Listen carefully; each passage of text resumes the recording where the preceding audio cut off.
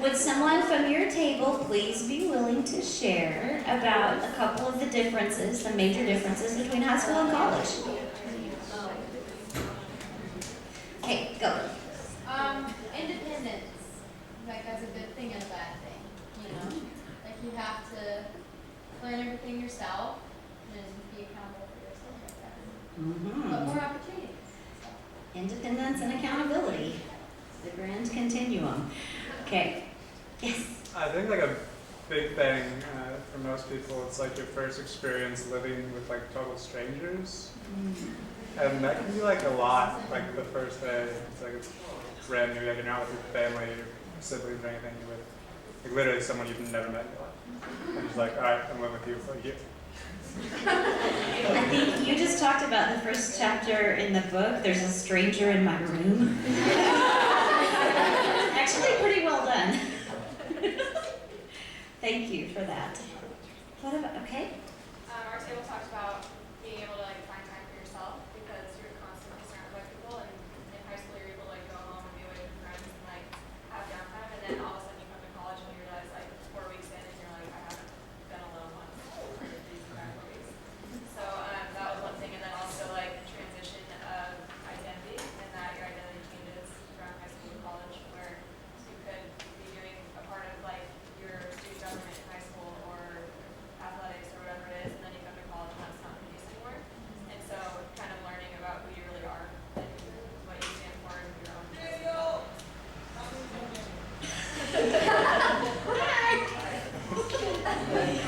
Okay, so I saw another hand. Oh, thank you.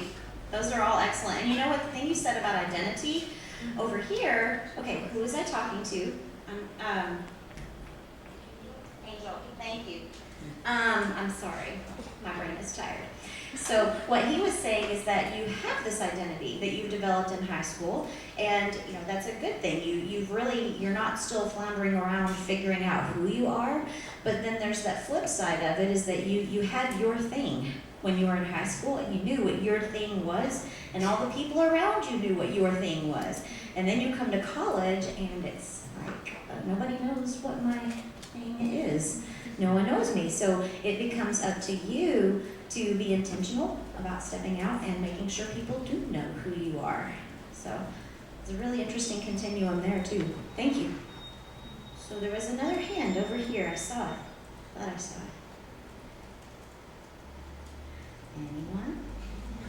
Yes? Okay, so just kind of piggybacking off of what you were just talking about, but like spiritually you get to figure out who you are too, especially at this university. Like you don't get to like piggyback off your parents' faith anymore. You really do have to like dive into it and figure it out for yourself because you're going to be taking like those biblical studies classes here.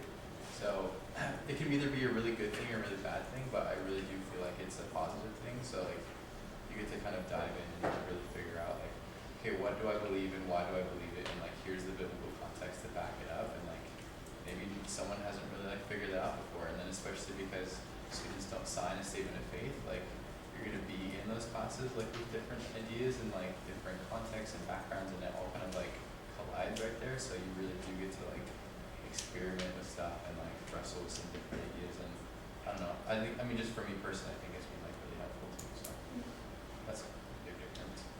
And I think that is a huge difference and really something that here at APU students will face that maybe they wouldn't have where I was at Missouri State University.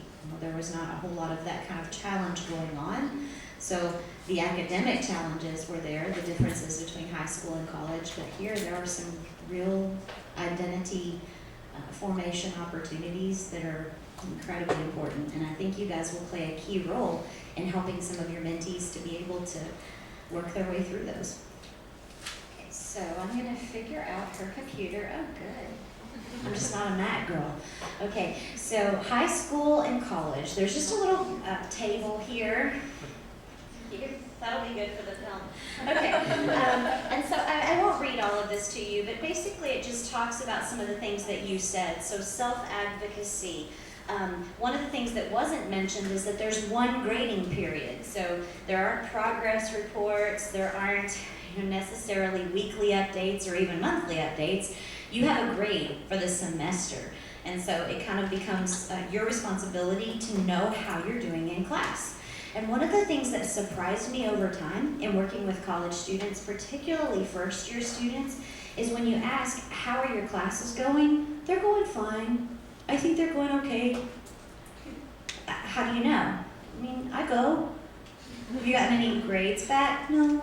You had any tests, any assignments? Well, we had one, but I don't know what the grade was. So there's a lot that's there that it's almost like they're not coming into college knowing that that's their responsibility to keep up with. And if they don't know the grade that they earned on something, they need to go and visit a professor during office hours and find out, are the grades on Sakai? Okay, are the grades being posted somewhere? Should I know how I did on that paper? So that way they really do know how they're doing in classes. Let's see, 2 hours of homework for every 1 hour in class. That's actually a pretty good guide. And for some classes it may be a little more than that or a little less.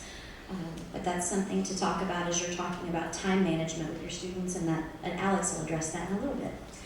Okay, so I think another one at the bottom, high school, unless your parents send you to private school, high school's free. And then someone chooses to advance their education and go to college, whether that is a JC or a state school or here at APU, that gets really expensive. And I have these thoughts now because I'm in grad school, and I have talked with students. I'm sure that it's crossed your mind as well. Why am I paying for this? What am I getting out of this? Is this worth it? Will I be able to pay off my student loans? Is this too much of a burden for my parents?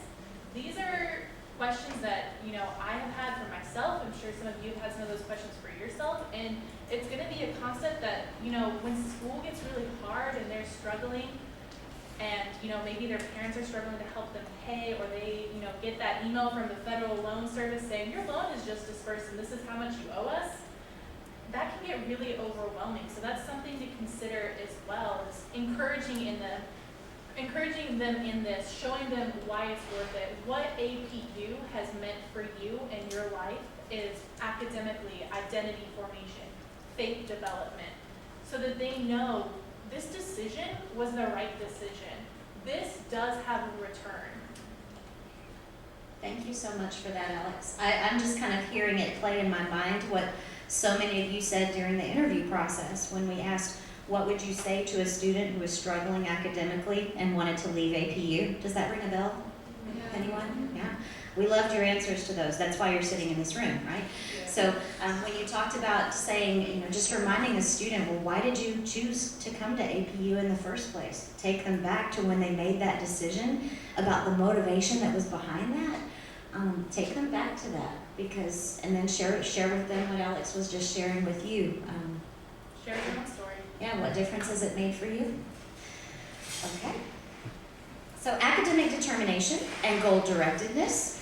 There is a meeting that you will have with students about this. This will be meeting number 2. And the primary things that we'll talk about in this section are just academic advising, its value, and how to establish that relationship. And Jill talked about that this morning, so we won't spend a lot of time with it this afternoon.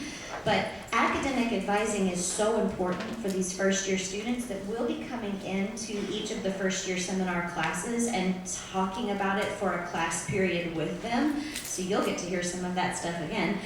But we just want to make sure that everyone that's working with these first-year, first-semester students is equipped, that all of us are equipped to be able to have those conversations about why advising is important. Okay? The Momentum book talks about creating a vision and then setting goals to make that vision a reality. And so what Alex is going to do is come and talk to you about SMART goals and some more about just study habits, because those are the core of academic determination that leads to thriving. Okay, so how many of you have heard of SMART goals before? All right, so a handful of you.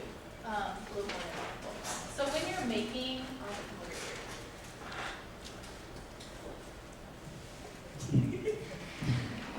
When you are making your own goals, and this is another question we asked you, is like, how do you go about setting and reaching your goals? That was an easy question. And a lot of you have many different approaches. Some are very, faith and prayer driven, and others are chronic list makers like myself. But when you're thinking of the goals and how to really achieve a goal, there is an acronym for you to remember called SMART. So you want your goal to be specific. You don't want to just be like, well, one day I want to be successful. Well, what do you want to be good at? Like, what is it that's driving you? So I want to be the best cardiologist I can possibly be. That would be a SMART, like a specific goal that you have in mind. Or one of the mentors in the room shared with us that she wants to write a book in her interview, and that's a specific goal. She wants to write a book.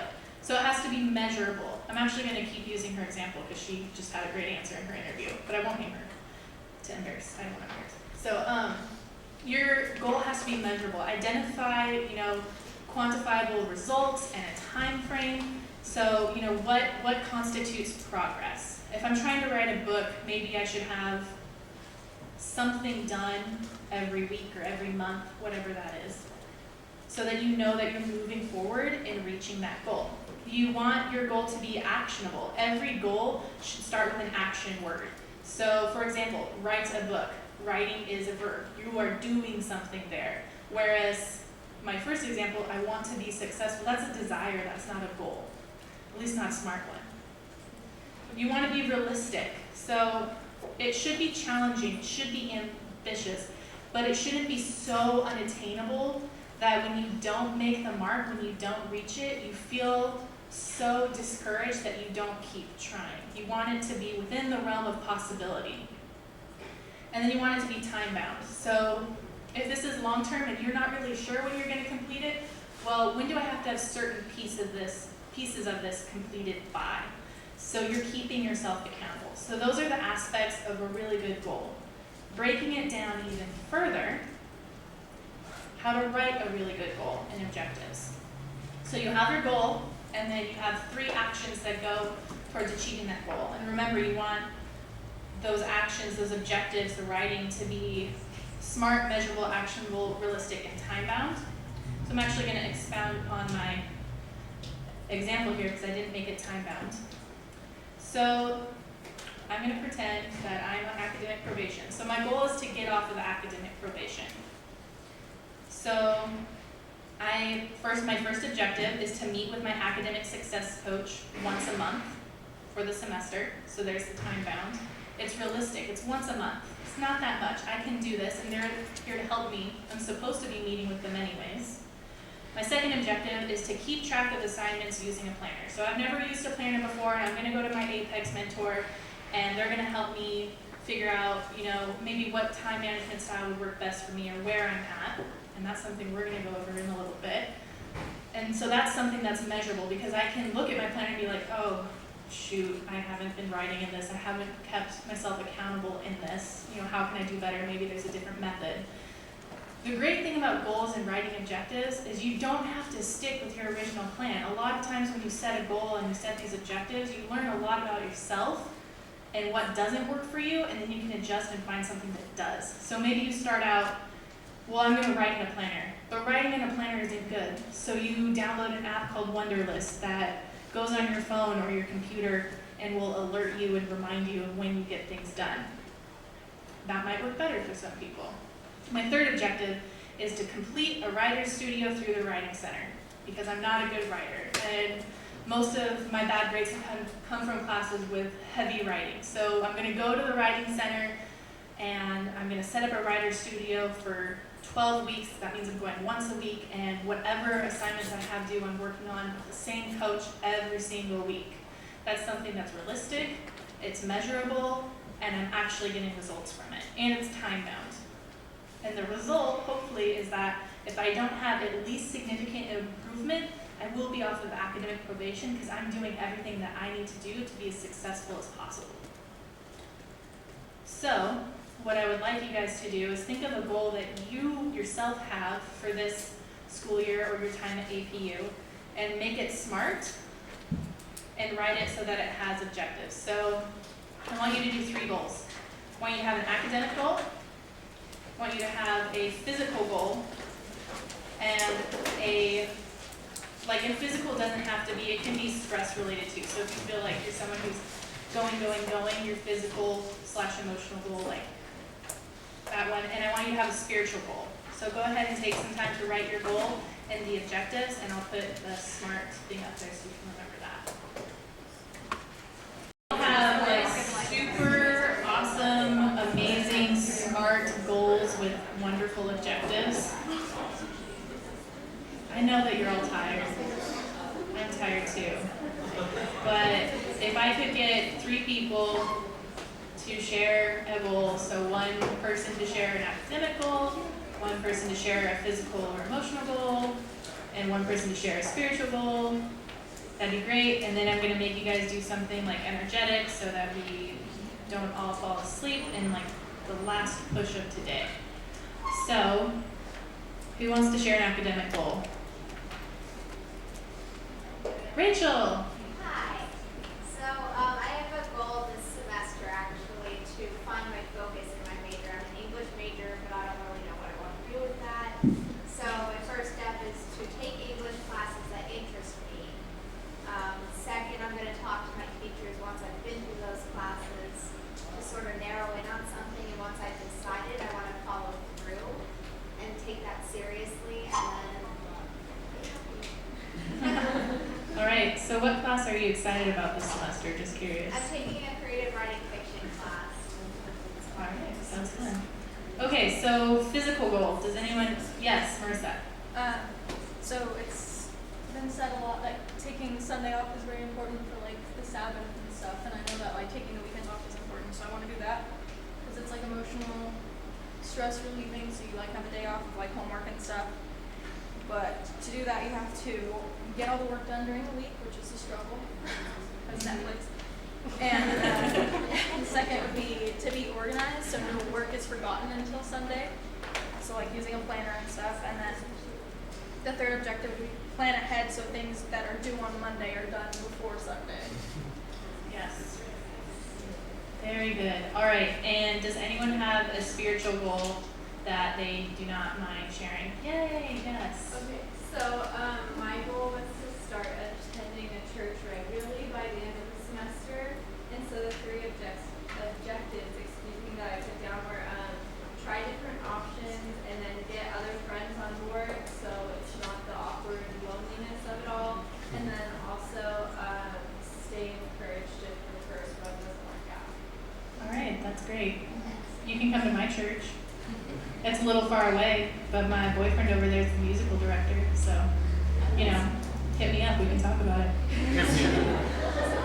All right, so those are really great goals, and this is, you know, now that you know how to do this is a skill. If your mentee has no idea where to start, this is a great starting place. Everyone has a different approach to making goals and planning and achieving them that works for them, and all of you do have specific ways to do this. This is a template. This is how you get started. We are talking about, you know, the difference between high school and college, and sometimes no one's really ever had to make a goal or make specific objectives to reach their goals, and so this is the template to really get someone on that path so that they're making goals, they're achieving their goals, and then they're thriving at APU.